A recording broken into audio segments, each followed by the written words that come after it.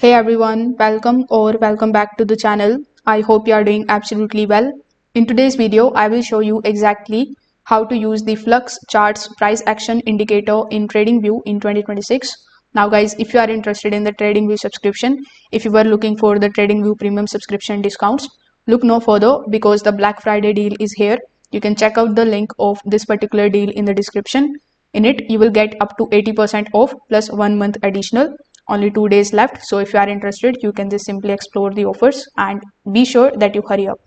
Now, when you are here on tradingview.com, simply log in into your account if you haven't already. Over here, click on the option of products in order to launch the chart in front of you. Once you see the chart, click on the option of indicators here on the top.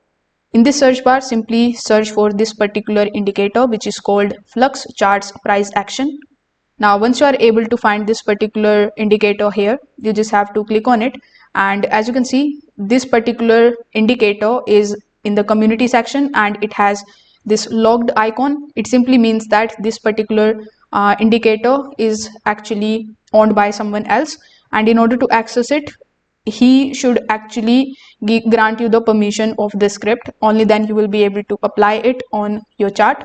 So if you don't see any other chart, as you can see, we have any other flux charts available. You can click on it and the indicator will be applied here on your chart. You can click on this drop down menu here on the top and you will be able to see your chart. Now, as you can see on the gold chart, the flux charts is not available.